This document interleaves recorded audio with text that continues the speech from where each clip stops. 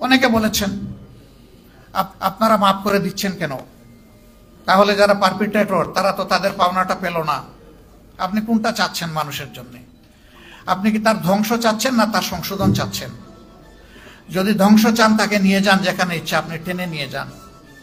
আর তার যদি আপনি সংশোধন চান এবং একটা সংশোধিত হাত হিসাবে তিনিও সমাজে কোনো অবদান রাখুন, সেটা যদি চান, তাহলে তাকে সংশোধনের জন্য জায়গাটা তৈরি করে দিতে হবে। ওই জায়গায় হিংসার কোনো জায়গা নেই, এখানে উদারতার প্রশ্ন। তবে আমরা বলেছি হ্যাঁ, কোনো ভিকটিম কিংবা ভিকটিম ফ্যামিলি তারা যদি সুনির্দিষ্ট অপরাধের প্রতিকার চেয়ে আইনের আশ্রয় নেয়, আমরা তাদেরকেও সাহায্য করব, এটা আমাদের দায়িত্ব। কিন্তু দল হিসাবে আমাদের উপরে যা করা হয়েছে, এই জুলুম শব্দ বলতে আমার কষ্ট লাগে, যা করা হয়েছে আমরা আল্লাহর রাস্তায় তা ক্ষমা করে দিলাম। দল হিসাবে আমরা কোনো প্রতিশোধ নেব না।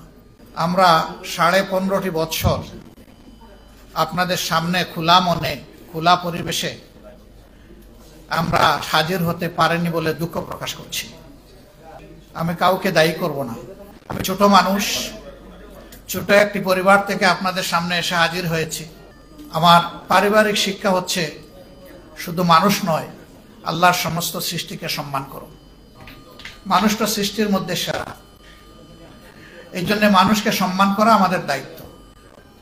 সমাজের দুইটা স্তম্ভ হচ্ছে 4D, 4 ডাইমেনশন, চতুর্দিক থেকে দেখে।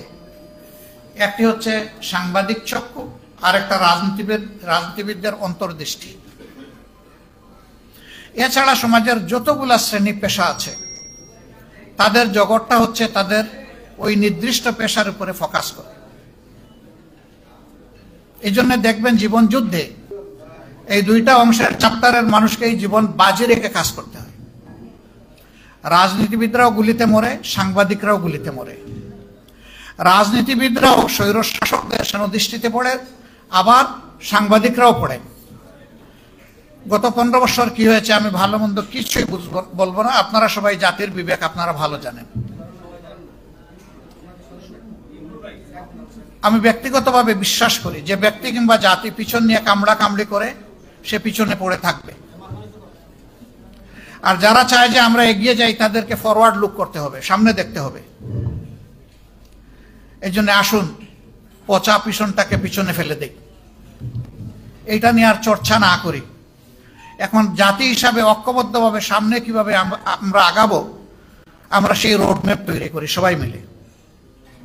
এখানে জাতির সকল স্তম্ভের হাতগুলোকে জাতীয় স্বার্থে এক জায়গায় আসতেই হবে। এই জায়গায় কোনো বিভাজন চলবে না। একটা জাতি যখন ঐক্যবদ্ধ থাকে গোটা বিশ্ব তাদেরকে সম্মান করতে বাধ্য হয়। আর জাতিটা যখন বিভক্ত হয়ে পড়ে তখন তাদের মাথার উপর সবাই মাতব্বরি করে, এবং এতে ওই জাতির শুধু ক্ষতির পরিমাণ বাড়ে, জাতি লাভবান হয় না। আজকে বড় প্রয়োজন আমাদের ঐক্যের। আমরা অতীতে যদি বিভক্ত হয়েই থাকি দল ধর্মের ভিত্তিতে, ট্রাইবস এবং বিভিন্ন কাস্টের ভিত্তিতে, আমি বলবো যে এগুলো আমরা ভুলে যাই। আমরা বলতে চাচ্ছি আমাদের এই প্রিয় দেশে যারাই জন্মগ্রহণ করবে তিনি যে ধর্মেরই হন, যে দলই সমর্থন করুন কিংবা নির্দলীয় হন, তিনি দেশের একজন গর্বিত মর্যাদাবান নাগরিক, এবং সকল নাগরিককে তার অধিকার সংবিধান এবং রাষ্ট্র যা দিয়েছে করুণা হিসেবে নয়, তার অধিকার হিসেবে তাকে দিতে হবে। এই অধিকার প্রাপ্তির জন্য যোদ্ধা হচ্ছে রাজনীতিবিদরা, যোদ্ধা হচ্ছে কলম যোদ্ধা এবং বাক যোদ্ধারা। এই আপনারা আর আমরা মিলেই কিন্তু সমাজটাকে আমরা রাইট ডিরেকশনে নিব, এটা আমাদের দায়িত্ব। অনেকে অতীতে বিভিন্ন আন্দোলনের ব্যর্থতায় বলতো জনগণ নামে না কেন, জনগণ নামবে কেন? আমি কতটা নেমেছি তার উপর নির্ভর করবে আমার জনগণ কতটা নামবে। আগে তো দায়িত্ব আমাকে নিতে হবে। আমি যদি অসত্যকে প্রতিরোধ করতে চাই, শুধু ঘরে বসে আমাকে ফর্মুলা দিলে তো হবে না, আমাকে রাস্তায় নামতে হবে, রাস্তায় নামে নেতৃত্ব দিতে হবে। এ বিশ্বের যতগুলো পরিবর্তন হয়েছে ওই ব্যক্তিকে কেন্দ্র করেই পরিবর্তন হয়েছে। সেখানে একটা ম্যাগনেটিক ক্যারেক্টার থাকতে হবে, যিনি সবাইকে ধারণ করবেন, যিনি সবাইকে তার থেকে দূরে ঠেলে দেবেন না। সেই ম্যাগনেটিক ক্যারেক্টার আল্লাহ যাদের মাঝে দিয়েছেন তাদের দ্বারাই সমাজের পরিবর্তন হয়। আমরা এমন ব্যক্তি আল্লাহর কাছে চাই তিনি যেন সেরকম ক্যারেক্টার, উদার, বিশাল মনের মানুষ, যিনি সারা বাংলাদেশের প্রত্যেকটি ইন্ডিভিজুয়ালকে তার অন্তরে শ্রদ্ধার সাথে ধারণ করবেন, এমন মানুষ আমাদের বড় প্রয়োজন। আল্লাহ যেন সেটা দিয়ে আমাদেরকে সাহায্য করেন। সাংবাদিক ভাই বোনেরা, অতীতে আপনাদের হাতের কলমকে ফ্রিজ করে রাখা হয়েছিল, একটা অদেখা হ্যান্ডকাপ আপনাদেরকে পরিয়ে দেওয়া হয়েছিল। যারা কথা বলেন তাদের মুখে সেরকম অদেখা একটা তালা ঝুলিয়ে দেওয়া হয়েছিল। সাময়িকভাবে এই তালা খুলেছে। আমরা যখন জেগেই উঠেছি, আমাদের আর ঘুমাবার প্রয়োজন নেই। এই জাগ্রত জাতিকে মঞ্জিলে পৌঁছানোর জন্য, প্রপার ডেস্টিনেশনে পৌঁছানোর জন্য এখন আমাদেরকে রাত দিন কাজ করতে হবে সবাইকে। সেই কাজটা আপনারাও করেন, রাজনীতিবিদরাও করে, পেশার কারণে পুলিশও করে, স্বাস্থ্যকর্মীরা করেন। এই চারটা পেশার মানুষ always already emergency, any time anywhere তার ডাক আসবে, তিনি হেসিটেট করতে পারবেন না, তাকে বলতে হবে আমি হাজির।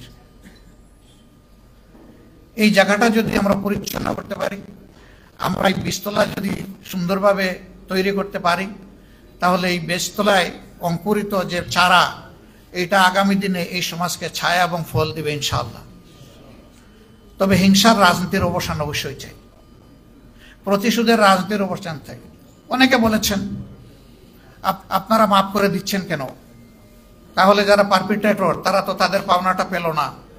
আপনি কোনটা চাচ্ছেন মানুষের জন্য? আপনি কি তার ধ্বংস চাচ্ছেন না তার সংশোধন চাচ্ছেন? যদি ধ্বংস চান, তাকে নিয়ে যান যেখানে ইচ্ছা, আপনি টেনে নিয়ে যান। আর তার যদি আপনি সংশোধন চান এবং একটা সংশোধিত হাত হিসাবে তিনিও সমাজে কোনো অবদান রাখুন, সেটা যদি চান, তাহলে তাকে সংশোধনের জন্য জায়গাটা তৈরি করে দিতে হবে। ওই জায়গায় হিংসার কোনো জায়গা নেই, এখানে উদারতার প্রশ্ন। তবে আমরা বলেছি, হ্যাঁ, কোনো ভিকটিম কিংবা ভিকটিম ফ্যামিলি তারা যদি সুনির্দিষ্ট অপরাধের প্রতিকার চেয়ে আইনের আশ্রয় নেয়, আমরা তাদেরকেও সাহায্য করব, এটা আমাদের দায়িত্ব। কিন্তু দল হিসাবে আমাদের উপরে যা করা হয়েছে, এই জুলুম শব্দ বলতে আমার কষ্ট লাগে, যা করা হয়েছে আমরা আল্লাহর রাস্তায় তা ক্ষমা করে দিলাম। দল হিসাবে আমরা কোনো প্রতিশোধ নেব না।